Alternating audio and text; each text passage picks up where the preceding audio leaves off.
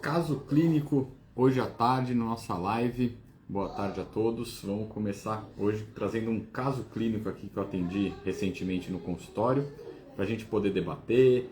Se você está assistindo depois do ao vivo, manda no direct, comenta e a gente vai discutindo. A ideia é trazer informação para nós, colegas médicos, profissionais da área da saúde, para debater sobre um caso de lombociatalgia. Pessoal que já acompanha a gente, hoje eu não estou aqui com minha fiel escudeira, minha esposa, a doutora Tatiana, ela não pôde participar, mês de férias, criançada, vocês sabem como é que é. Mas bom, vamos lá, vamos começar então com o nosso caso clínico de hoje, que tem muitas coisas que dá para debater dentro desse caso clínico. Um caso clínico que é lombociatalgia, de forma geral ali, né, para lato sensu, para a gente englobar, mas tem vários pontos, desde o atendimento inicial, que a gente pode debater aqui no tratamento do paciente com quadro de lombociatalgia. Então, estou com o prontuário aqui embaixo, vou dando umas lidas aqui no prontuário para trazer as informações para vocês de como que eu fui atendendo esse paciente, tá? O paciente é um paciente de 72 anos, 72, que eu atendi, bom, de comorbidades. É um paciente que tem um diabetes mellitus tipo 2 controlado, apenas com glifagem, e hipertenso. Ele toma Concor, tá? Então, diabético, hipertenso, não é tabagista, e ele veio para mim uma consulta falando que ele já tem há muitos anos dificuldades, dor, problemas na coluna e sempre fez tratamento conservador com medicamento e fisioterapia. Há um ano ele começou com uma piora progressiva da dor lombar, irradiando para a perna esquerda na região lateral facilátero anterior da coxa esquerda, com uma dificuldade para caminhar, né, de ter dor. E aí, já trazendo um parênteses, sempre que o paciente fala, paciente idoso, que traz uma dor já há muito tempo, sempre veja a questão da claudicação neurogênica, que foi que eu chequei com esse paciente. Aí ele me falou que depois dessa crise de dor, ele vem tendo uma dificuldade para caminhar, principalmente para 50 metros. Já começa a ter uma dificuldade ali, que a dor começa a irradiar para membro inferior esquerdo, então já tem uma radiculopatia, né? Ele, volta e meia, por conta, faz uso de Toragesic e Flanax para aliviar a dor. Então, são duas medicações anti-inflamatórias. Aí já paro a consulta, faço orientação do paciente do risco da automedicação, principalmente de anti-inflamatórios. Analgésicos simples, de pirona, o Dorflex, Lisador, não tem compostos anti-inflamatórios. Paracetamol, mas enfim, aqui no Brasil a gente tem a dipirona, né? Então eu libero os pacientes poder fazer sua automedicação, se dor, fora da crise, né?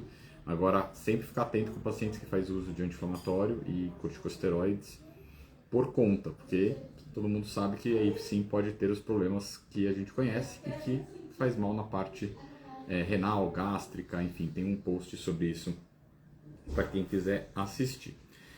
E uma coisa interessante, ele falou que ele chegou a tomar tramal para dor, e aí uma pergunta ativamente que eu fiz para ele foi: você melhorou mais com Toragesic ou mais com tramal? E a resposta dele foi: eu melhorei mais com Toragesic. Qual que é a informação importante da gente fazer essas comparações, esse raciocínio aqui?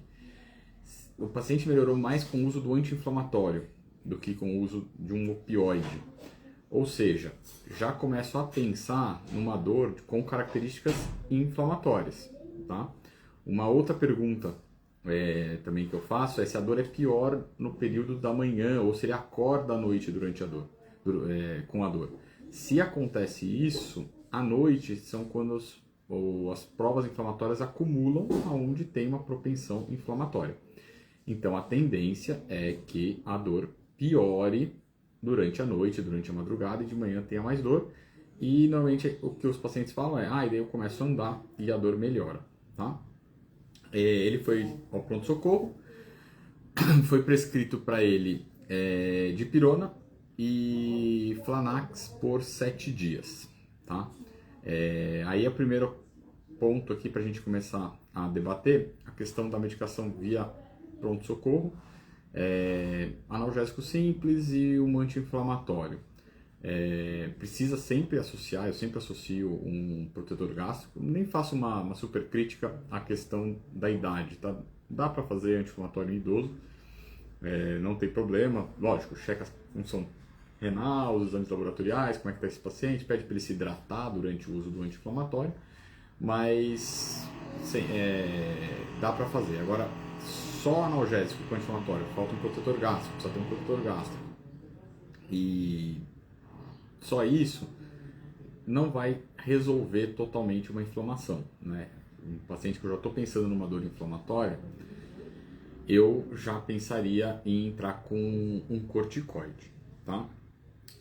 Examinando o paciente, ele tem uma diminuição de força, grau 4 na coxa esquerda, a extensão da coxa, uma leve diminuição de sensibilidade ali em trajeto de L3, tá? À esquerda, e um reflexo patelar que me pareceu hipoativo. Então tem uma alteração neurológica localizatória na raiz L3, principalmente à esquerda, tá? Pensando num paciente com histórico, eu estou pensando aqui nesse momento da consulta, ou uma estenose de canal, ou uma hérnia de disco aguda, pegando a raiz ali de L3. Nesse raciocínio, com alteração motora, a tendência é que a gente indique um procedimento cirúrgico, né? Então, quem é cirurgião de coluna já vai pensando em uma cirurgia para isso. Quem não é, logicamente, vai pensando em encaminhar esse paciente para um especialista em cirurgia de coluna. E tem uma alteração motora aqui. Não é uma alteração motora super importante, porque foi no exame físico que eu percebi. O paciente não refere perda de força. E o que ele refere é a claudicação. A dificuldade é depois que caminha, que ele tem que parar de caminhar. Mas, com essa alteração, eventualmente, a gente vai ter que pensar em cirurgia. E ele traz alguns exames que eu vou ler aqui para vocês. Então, o primeiro exame que ele tem, que é importante, é uma eletroneuromiografia que mostra já uma alteração de L2, L3 à esquerda, de grau moderado, crônico, com evidências de reinervação tardia estável e sem sinais de denervação em atividade. E essa eletroneuro já tem 6 meses da nossa avaliação, 6 meses antes da consulta. Por que é importante o raciocínio aqui? Porque aquilo que eu acabei de falar, a gente já começa a não ir tanto por esse caminho. Porque se ele já tem uma alteração há 6 meses na eletroneuromiografia, a eletroneuromiografia às vezes demora para dar alteração. Se há 6 meses atrás ele já tinha alteração sem sinais de denervação ativa, então como interpretar uma eletroneuromiografia? Se tiver sinais de denervação ativa, é possível que esse paciente tenha alguma coisa aguda. Sem sinais, não tem sinais de denervação ativa, então é uma coisa que já foi. Então aquilo que eu falei de cirurgia, já talvez não tenha tanto benefício, né? Porque esse paciente ele já tem isso há muito tempo. Se tiver uma compressão, alguma coisa pressionando ali a raiz dele de L3, operando talvez não melhore, né? Porque já tem muito tempo de lesão neurológica ali. E uma ressonância de 1 ano atrás, tem 1 ano a ressonância, e a ressonância mostra aí aqui umas pegadinhas. L1 e L2 tem uma extrusão discal com migração subligamentar associada à fissura do anel fibroso que toca a face do saco dural sem conflito radicular. Por que aqui é uma pegadinha interessante da gente debater? Porque tem uma extrusão discal. Normalmente, quando a gente lê o termo em ressonância magnética, extrusão discal, a tendência é que seja algo cirúrgico, algo que tenha que operar, tá? Porém, existem extrusões que são muito pequenininhas e no centro ali do canal, né? E não vai para forame, não vai para a raiz, não pega a raiz, ela só comprime o saco dural. O saco dural em si não gera nenhum déficit neurológico, pode gerar dor, mas não gera déficit neurológico, só o saco dural sem conflito radicular, que é o que tem nessa hérnia L1, L2. Então a hérnia L1, L2, a princípio, por imagem, né, não cirúrgico, tá? Não pensaria em cirurgia aqui. L2 e L3 tem abolamento osteofitário, mantendo proximidade com as raízes emergentes, então é proximidade, não é compressão, tá? L3 e L4 já tem um abolamento protuso central com componente extruso subarticular esquerdo, com migração de até 0,7 cm, reduzindo o recesso lateral esquerdo e tocando a raiz emergente deste lado. Então, esse L3 e L4 aí sim, é centro lateral esquerdo, compatível com a clínica do paciente, reduz o recesso lateral, tem conflito radicular, então aí já é uma questão extrusa com características cirúrgicas. Mas, voltando no que a gente já conversou, essa é uma ressonância de 1 ano atrás. Então esse paciente está com quadro clínico há 1 ano. Então 1 ano que ele provavelmente tem essa hernia extrusa e que está com alteração motora. Vamos operar? Depende da evolução do quadro, né? Aí, continuando a ressonância, 4, 5 também tem alguns abaulamentos, mas todos da mesma forma, sem compressões e sem conflitos radiculares. Então, um paciente que tem uma discoartrose difusa ali da coluna, que há 1 ano atrás ele fez uma hernia de disco extrusa 3, 4, comprimiu a raiz de L3 e deu um déficit neurológico de L3. Foi levando, fazendo um tratamento conservador mais ou menos aí ao longo desse tempo, e aí chegou no meu consultório. Né? Se ele chegar ali no pronto atendimento, se ele chegar ali no atendimento de atenção primária, é um paciente que dá para inicialmente tratar conservadoramente com segurança, porque é um paciente que não teve uma piora recente. Né? Então você já vai avaliar, já vai ver que esse paciente tem uma alteração crônica. Então você consegue iniciar um tratamento, lógico, se falhar você vai pensar em cirurgia, encaminhar para um especialista. Mas dá para você iniciar um tratamento, pedir novos exames, sem já encaminhar para um especialista. Tá?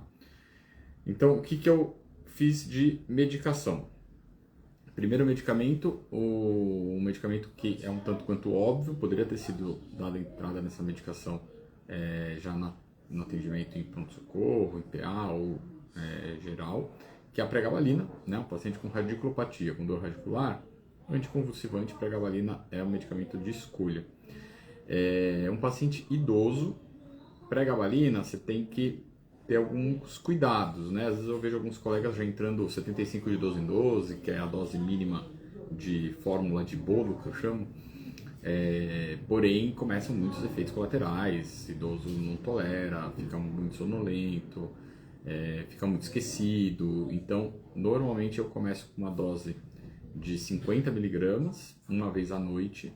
E é importante aqui explicar ao paciente e ao familiar que 50 miligramas uma vez ao dia à noite talvez não melhore, tá?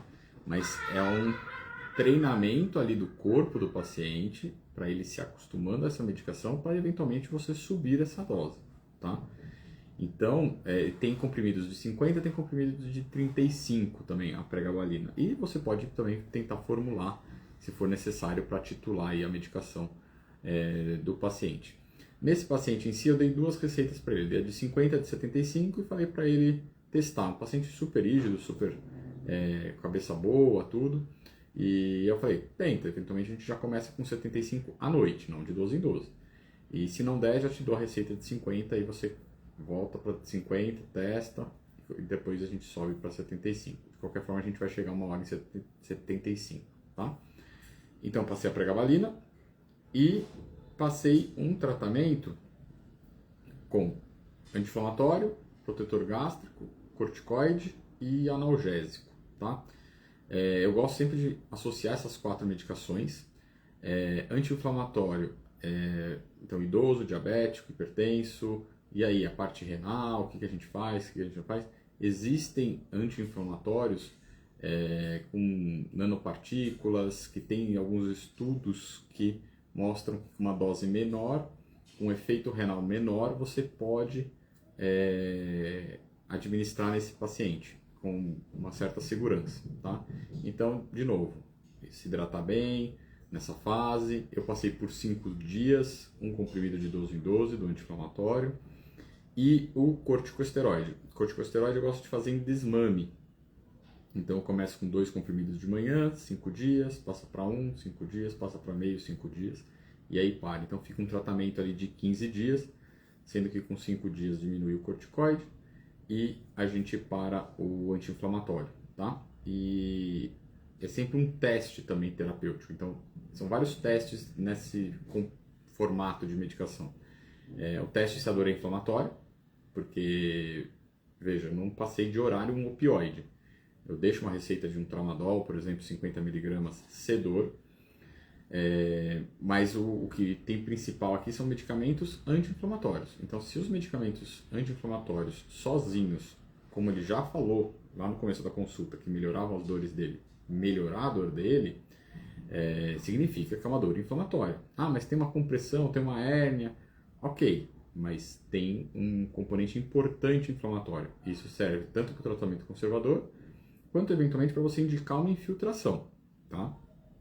Nesse caso, aqui abre um outro parênteses de uma discussão para fazer, que é a questão, vamos supor que esse paciente, eu vou falar todo o desfecho dele, mas vamos supor que ele toma esse remédio, melhora, depois piora.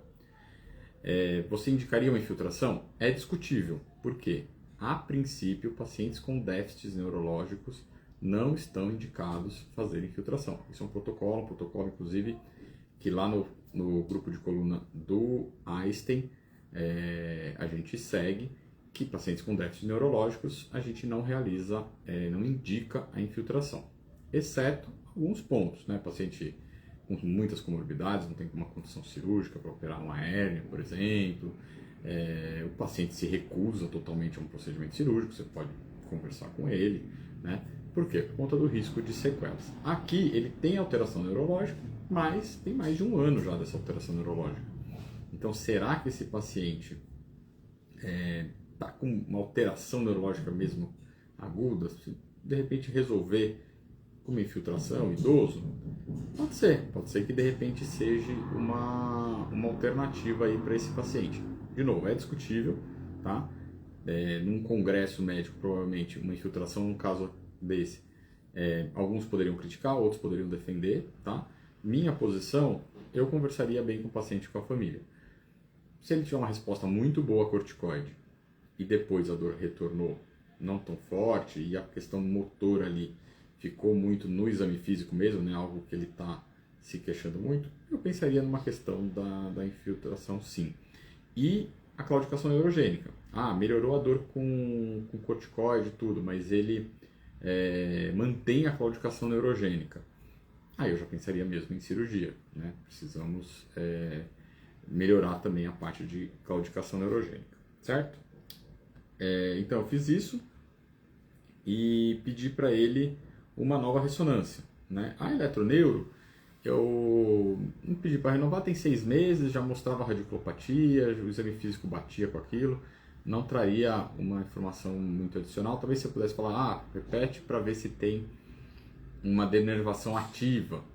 Sim, não estaria totalmente errado, mas acho que pensando aqui em todo o sistema de saúde, não há necessidade de repetir uma eletroneurografia, porque já demonstrou, já sinalizou para a gente o ponto, e vamos ser práticos, né? Veio uma hérnia pior, uma hérnia maior do que tinha há 1 ano atrás, e o paciente não melhorou, não é uma denervação ativa que vai fazer eu indicar cirurgia.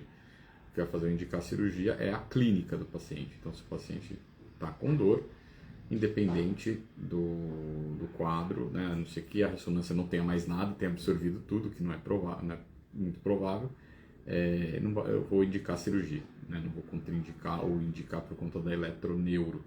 Então não pedi a ressonância, e aí o paciente voltou depois de mais ou menos 3 semanas, tá? Eu vou falar primeiro da ressonância, deixar um pouco de suspense aqui do quadro clínico dele. Na ressonância dele veio mais ou menos parecida com o que ele tinha anteriormente e aqui,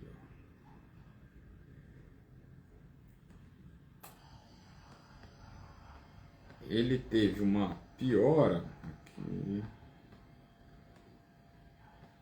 Só abrir o pedido de ressonância, estamos ao vivo, né? Aí, perfeito. Aí ele teve uma piora da hérnia em L2, L3, tá? Então agora a hérnia ele tinha aquela 3-4 ruim, né? Que eu já passei para vocês, que se mantém, que até teve uma melhora parcial, tá? Na 3-4, que ela diminuiu, já não está mais tão extrusa. E aí ele já fala que na 3-4 toca a raiz, mas sem compressão. Então a L3 L4, que era pior, ela diminuiu em um ano. Porém, a L2 L3 agora tem um componente, que antes era só um abolamento discal, assimétrico, sem conflito. Agora ela já tem um componente extruso, subarticular, migrando inferiormente, cerca de 1 centímetro, que comprime o saco dural, até aí não é tão importante, e a raiz descendente à esquerda. Então tem uma compressão ali em L2 L3, ou seja, teve uma piora, bate com o quadro clínico do paciente. E aí, cirurgia, será? Será que a gente já indica um procedimento cirúrgico para esse paciente? Vamos ver o paciente, né? Esse que é o mais importante. Então, o paciente vem super feliz, falando que a dor dele zerou, 0 de dor. Então, o que eu estou pegando agora aqui, o quadro? O paciente com uma dor, que tinha uma dor neuropática radicular em L3, com uma alteração motora, grau 4, perceptível no exame físico em L3, eletroneuro de 6 meses atrás mostrando radiculopatia em L3 sem denervação ativa. Tá? Então temos esse problema em L3. Tratei com anti-inflamatório corticoide, um paciente e um pouco de pregabalina, 75, uma dose baixa. O paciente retorna sem dor nenhuma, mas com uma ressonância mostrando uma piora em comparação ao ano anterior. É cirúrgico, não é? É um outro ponto de uma grande discussão aqui. A princípio, já vou falar o que eu fiz, eu não indiquei cirurgia, tá? Eu sigo muito o quadro clínico do paciente. Então, o paciente veio com 0 de dor, VAS 0, assim, com um resultado realmente muito bom clinicamente com as medicações.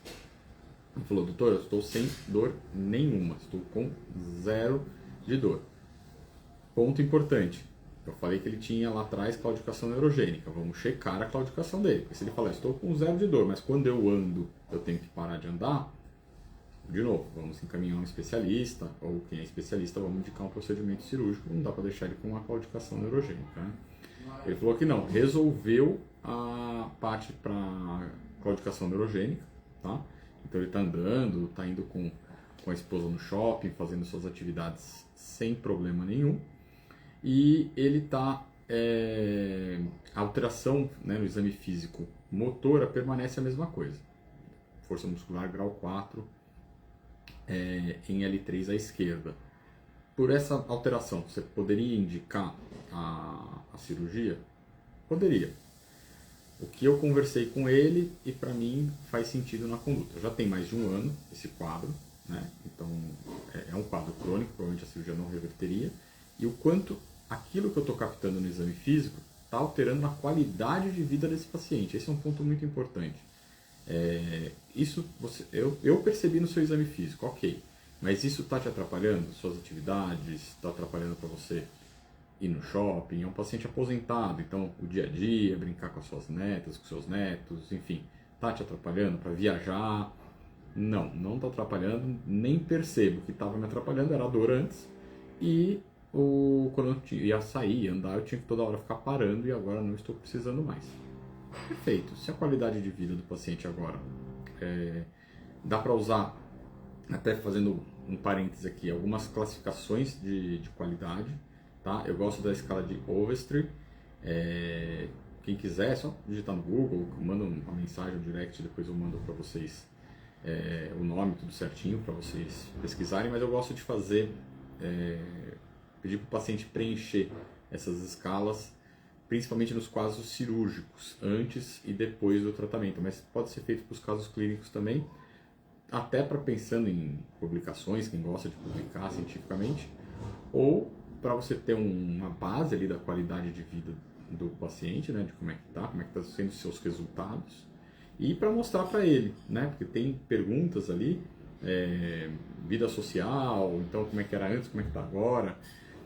Às vezes o paciente acha, principalmente de dor crônica, que melhorou, mas não melhorou tanto. Às vezes você vai vendo ali na escala, você vê, pô, antes você nem saía de casa, não recebia visita, agora você está recebendo e tal. Então você consegue até trazer essa parte positiva para o paciente, tá? Então, retornando para o nosso caso clínico, foi claro a qualidade de vida dele, a melhora que ele teve, que ele está tendo. Ele já estava uma semana sem a medicação do corticoide e do anti-inflamatório, já tinha completado o ciclo, e a dor não tinha retornado, então ele estava super feliz já com o resultado, mantendo a pregabalina, tá? E aí? Então, minha conduta foi conservadora. Ok, conservadora é o quê? Tchau, parabéns, volta quando tiver dor? Não, não é. A gente precisa continuar o tratamento desse paciente com dor, né? Agora que não está com dor, mas a gente precisa evitar que ele tenha uma nova crise. Então, é importante, principalmente nos pacientes, né, de coluna, que a gente trata de dor, tudo, estamos fazendo aqui o tratamento conservador, que eu sempre falo que a gente tem duas frentes no tratamento. A gente tem o tratamento da crise, que foi o que eu fiz nesse paciente até aqui, né? Então, na crise, a gente tem que secar a inflamação dele. Corticoide, anti-inflamatório, medicamentos, não resolve, infiltração, uma coisa assim na parte inflamatória, tá? E tem um tratamento crônico ao longo da vida, um paciente que é um tratamento que a gente vai evitar que ele tenha novas crises. Então, agora, legal, resolvemos tudo, estamos felizes? Sim, mas precisamos agora vir para esse outro lado aqui do tratamento conservador para poder evitar que esse paciente tenha novas crises. E na parte do tratamento conservador, tem alguns pontos que eu sempre coloco para o paciente.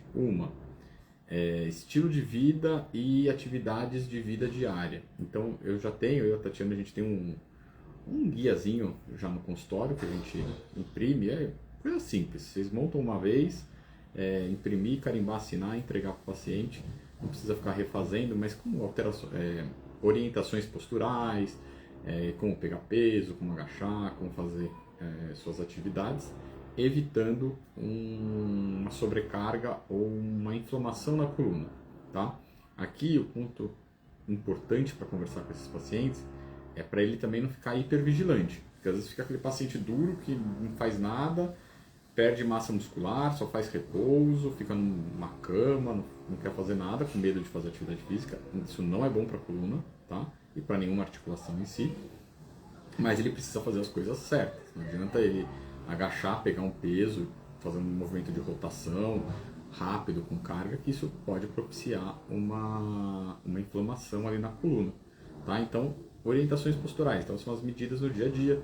Esse paciente aposentado é mais fácil, mas um paciente que trabalha, que tem uma atividade laborativa, ele precisa fazer um preparo para as suas atividades laborativas. Então, o que eu sempre falo para os pacientes, fisioterapia, reabilitação, super importante, óbvio, mas não é aquela fisioterapia assim, fisioterapia motora para a lombalgia, sei lá, aqueles pedidos genericão que a gente entrega e o paciente vai para uma fisio do convênio, é padrão coluna lombar, aí faz todos os exercícios padrões.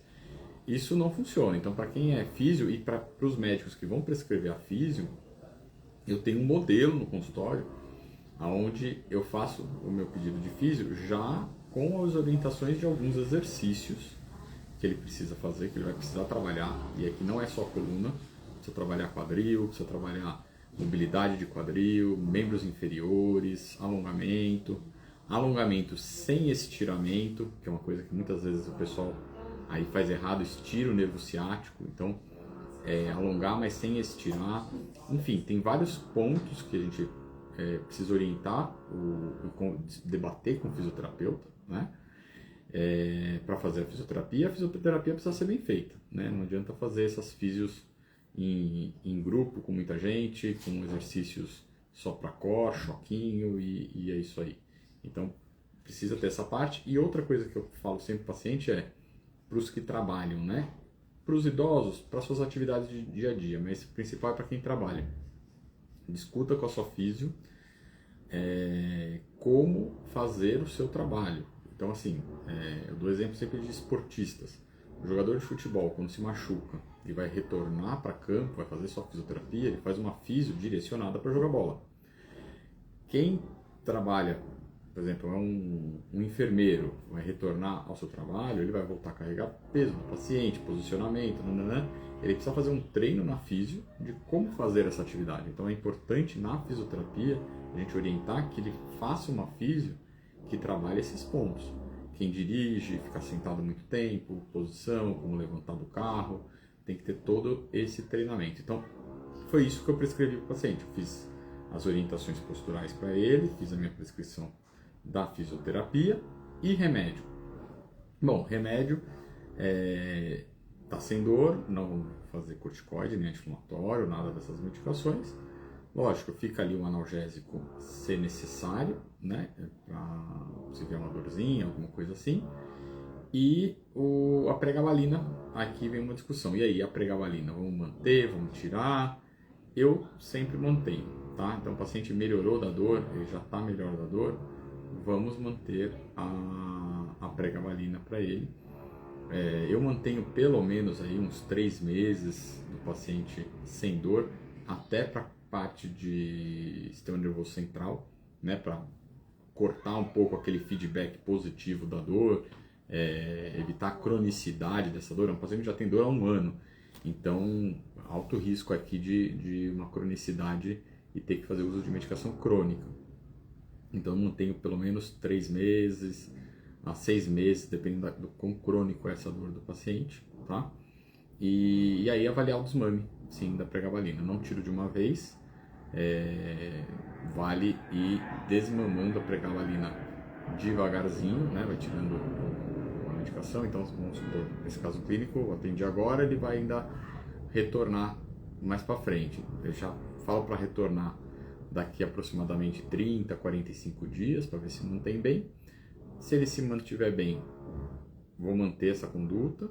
Retorna em 3 meses, 3 meses do alívio da dor, né?